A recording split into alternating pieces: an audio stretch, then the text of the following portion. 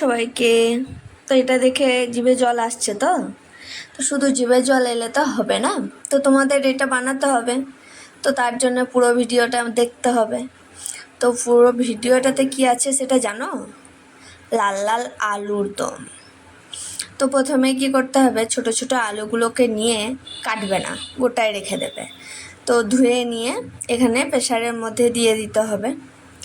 তো দুটো সিটি মারতে হবে, না মুখে না, প্রেসারেই মারবে। তো তারপর আমি কড়াইয়ের মধ্যে একটু তেল দিয়েছি, তারপর 5 ফোড়ন দিয়েছি, শুকনো লঙ্কা দিয়েছি, আর এখানে পেঁয়াজ কুচি দিয়েছি। এটা তো বেসিক, এটা তো তোমরা জানোই। তো তারপরে যে গ্রেভিটা হচ্ছে এটার মধ্যে আছে আদা বাটা, জিরে বাটা, রসুন বাটা, ঠিক আছে। তারপর আমি দিয়ে দিয়েছি হলুদ এবং কাশ্মীরি লঙ্কার গুঁড়ো। এতদূর পর্যন্ত তো মুখস্থ হয়ে যাওয়ার কথা।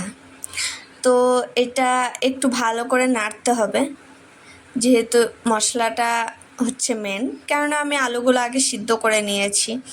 তো মশলাটা আমাকে ভালো করে কষিয়ে নিতে হবে, তারপর তোমার পরের কাজ। তো এর মধ্যে আমি টমেটো কুচি দিয়ে দিয়েছি। এখানে টমেটো পেস্টও ব্যবহার করা যেতে পারে, কিন্তু টমেটো পেস্ট করা একটু ঝামেলা, তার জন্য আমি সহজ পদ্ধতিই দেখাচ্ছি, একটু টমেটো কুচি দিয়ে দিয়েছি। তারপর যখন মশলা থেকে তেল বেরিয়ে আসবে তখন আমি সিদ্ধ করে রাখা খোসা ছাড়িয়ে, খোসা সমেত দিয়ে দেবেন, আবার খোসাগুলো ছাড়িয়েই দিতে হবে। তো খোসা ছাড়ানো আলুগুলোকে আমি মশলার মধ্যে দিয়ে দিয়েছি।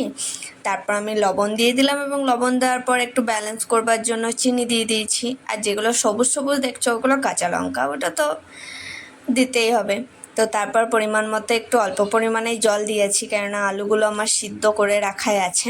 তো তারপর আমি এখানে কাস্তুরি মেথি দিয়ে দিলাম শেষে। তো এটা দেওয়ার পর তোমরা নামিয়ে নেবে। এত সহজ রান্না না করলে হয়, তোমরা ট্রাই করে দেখো। তারপর থালাতে এরকম পরোটা, একটা মিষ্টি, আর লাল লাল আলুর দম। তো কেমন লাগলো বলবে। এত সহজ রান্না না ট্রাই করলে হয়, তো তোমরা অবশ্যই এটা ট্রাই করো। Tata, bye bye.